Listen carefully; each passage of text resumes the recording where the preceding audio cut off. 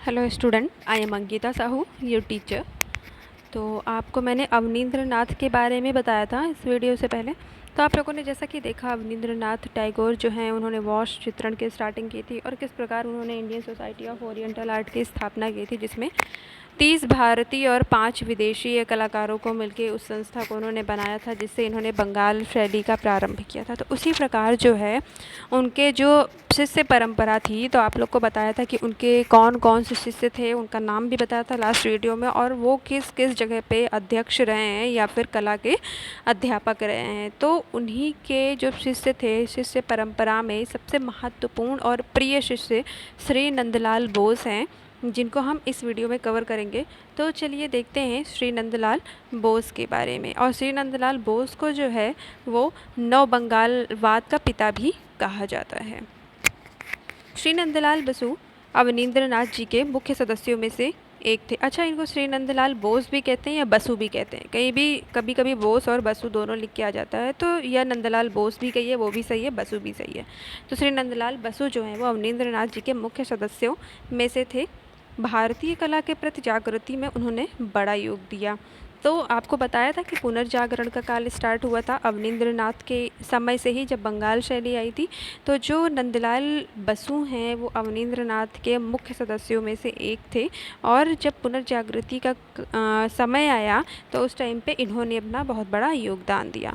अन्य कलाकारों की तरह उन्होंने केवल परंपरागत कला का अनुकरण नहीं किया, बल्कि उनमें आधुनिक तथा नवीन प्रणालियों से नए प्रयोग किए। तो जैसा कि आप लोगों ने देखा था कि राजा रवि वर्मा जो थे वो अनुकरण कर रहे थे पाश्चात्य स्टाइल का, तो इन्होंने जो है अनुकरण नहीं किया। अनुकरण मतलब होता है कॉपी करना। तो ये अन्य जो कलाकार थे उनकी तरह सिर्फ कॉपी नहीं करते थे, बल्कि आधुनिक और एक नवीन, एक नई शैली का निर्माण करते थे, या नई टेक्निक को लेके वो अपने तरीके से काम करते थे। और किस प्रकार काम करते थे? परंपरागत कला का, जो हमारी प्राचीनतम कला है उनका। उन्होंने प्राचीन शैलियों के चित्रों की अनुकृतियाँ तैयार करके बड़ा एल्बम तैयार किया, जिसमें चीन, जापान, भारत तथा एशिया के अन्य देशों के चित्र थे। तो आप लोग को बताया कि ये नई नई शैलियों में काम करते थे। उसके बाद जब ये प्राचीन शैलियों की कुछ चित्रों की अनुकृतियाँ की, कॉपी की, तो ऐसे में इनका एक बड़ा एल्बम तैयार हुआ, जिसमें इन्होंने जो और देश विदेश के चित्र थे, जैसे चीन, जापान और भारत, जो है ऐसे चित्रों को ये एक एल्बम में तैयार करके इन्होंने रखा था। और कहा जाता है कि 6000 से ज़्यादा इनके स्केचेस थे सिर्फ। इन्होंने विशेषतः अजंता व बाघ गुफाओं के भित्ति चित्रों की प्रतियां बनाई, जिससे कि उनकी ख्याति और बढ़ी। यह चित्र इन्होंने लेडी हरिंघम के लिए बनाए थे। तो लेडी हरिंघम जब भारत आई थी तो ये कुछ असित कुमार, हलदर, नंदलाल बसु और समनेंद्रनाथ, इन तीनों को इन्होंने ले जाके अजंता की जो पेंटिंग्स थी उनको कॉपी करवाया था। तो जब इन्होंने अजंता और बाघ के भित्ति चित्रों की कॉपी की और इन्होंने लेडी हरिंघम भेंट किया, तो इनकी प्रसिद्धि और भी बढ़ गई नंदलाल बसु की। आगे देखते हैं। इन्होंने अपने विद्यार्थी जीवन में ही ऐतिहासिक तथा पौराणिक चित्रों की मौलिक रचना की, जिन चित्रों को उन्होंने गिने चुने अमीरों को ना भेज कर, बल्कि यहाँ भेज कर लिखा है, बल्कि भेंट कर होना चाहिए, इसको सही कर लेना आप लोग, तो अपने गांव के साधारण व्यक्तियों को 4-4 आने में ही बेच दिया। तो ये जो है, जो चित्र बनाते थे अधिकतम वो ऐतिहासिक या पौराणिक संबंधित इन्होंने चित्र बनाए हैं, और भी टॉपिक्स को लेके काम किया है, और इन्होंने भित्ति चित्रण भी किया हुआ है शांति निकेतन में। लेकिन इनके जो पेंटिंग्स की रचना होती थी उनमें अधिकतर ऐतिहासिक और पौराणिक ही रचनाएं होती थी। तो ये जो है, जैसे और भी लोग थे वो अमीरों को पेंटिंग्स भेंट करते थे, तो इन्होंने सोचा कि अंग्रेज़ों को भेंट करने से या अमीरों को भेंट करने से अच्छा है कि गांव के साधारण व्यक्तियों को दे दिया जाए। तो इन्होंने बहुत सस्ते में, जहाँ यहाँ पे लिखा है 4-4 आने में, तो बहुत सस्ते में इन्होंने अपने चित्रों को बेच दिया। इस महान कलाकार का जन्म 3 सितंबर सन 1883 ईस्वी को बिहार के मुंगेर ज़िले में हुआ था। तो इनका जन्म कहाँ हुआ था? बिहार के मुंगेर ज़िले में हुआ था। 3 सितंबर 1883 में हुआ था।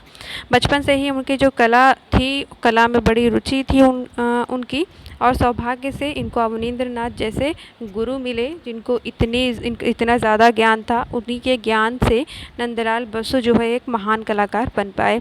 सन 1915 ईस्वी वह शांति निकेतन में अतिथि के रूप में लगभग 1 महीने रहे, जहां उन्होंने बहुत सुंदरतम दृश्य चित्रों की रचना की। तो ये जो हैं वैसे तो बहुत सारी जगहों पे अध्यक्ष रहे हैं, लेकिन इन्होंने जो अपनी पढ़ाई पूरी की है वह शांति निकेतन से ही की है। और पढ़ाई पूरी करने के बाद ये 1 महीने वहाँ पे थे, और 1 महीने जब वो थे तो उनके उसके अंतर्गत, उस टाइम पीरियड के अंतर्गत इन्होंने बहुत सारे लैंडस्केप बनाए जो उसकी बहुत सुंदर थे। सन 1919 में वह विश्व भारती के कला विभाग के अध्यक्ष के रूप में नियुक्त हुए। तो ये जो शांति निकेतन है उसको विश्व भारती भी कहते हैं, जो कि आपका ये कलकत्ता में है, बंगाल में।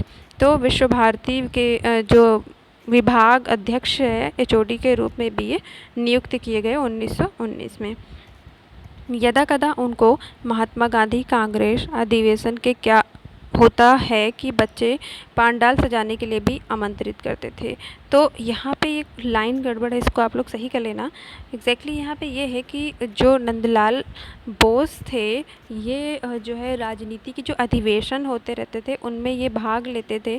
तो जो महात्मा गांधी का अधिवेशन हुआ था कांग्रेस का, उसमें इन्होंने पांडाल सजाने का जो काम था उसके लिए इनको आमंत्रित किया था, मतलब उनको बुलाया गया था। इस प्रकार उनकी ख्याति बहुत फैल गई थी, परंतु कुछ आलोचकों ने कहा कि उनकी कृतियाँ कला के इतिहास में एक क्षण है, सदा प्रवाहमान निरंतर गतिशील धारा नहीं है और आधुनिक अभिव्यक्ति का मुकाबला करने योग्य उनमें नहीं। परंतु इन आलोचकों से कविवर रवींद्रनाथ ठाकुर पर कोई प्रभाव नहीं पड़ा, बल्कि उन्होंने श्री बसु की कला दृष्टि से अंतर्दृष्टि की प्रशंसा की है। तो जब इनकी कलाएँ इनको बहुत ज़्यादा ख्याति मिल गई, प्रसिद्धि मिल गई, तो कुछ आलोचक भी थे जिन्होंने इनके बारे में कुछ बुराइयां भी की हैं, आलोचना भी की है। तो इनकी कला को बताया है कि ये एक क्षण है, मतलब बहुत छोटे समय के लिए इनकी कलाएँ हैं जो ये बनाते हैं। ऐसी कोई इनकी स्टाइल नहीं है जो सदा गतिशील रहे, प्रवाहमान रहे।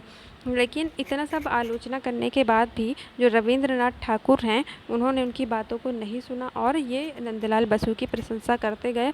और रवींद्रनाथ के साथ नंदलाल बोस ने, जो रवींद्रनाथ ठाकुर ने एक विचित्र क्लब खोला था जिसमें नाट्य कला पढ़ाया जाता था, तो उसमें भी जो है इन्होंने, नंदलाल बसु ने रवींद्रनाथ का सहयोग किया था। विचित्रा क्लब जो है आपका वो 1915 में बना था।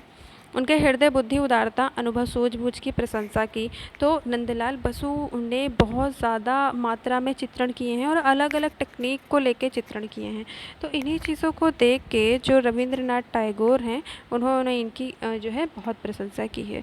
श्री बसु ने सदा नवीन प्रयोग किए। उनके जो प्रमुख चित्रों में से शिव का विस्पान, सती, बुद्ध और मेघ, दुर्गा, अर्जुन वीणावादिनी, स्वप्न तथा गांधी की डांडी यात्रा आदि अनेक बनाए हुए हैं चित्र इनके।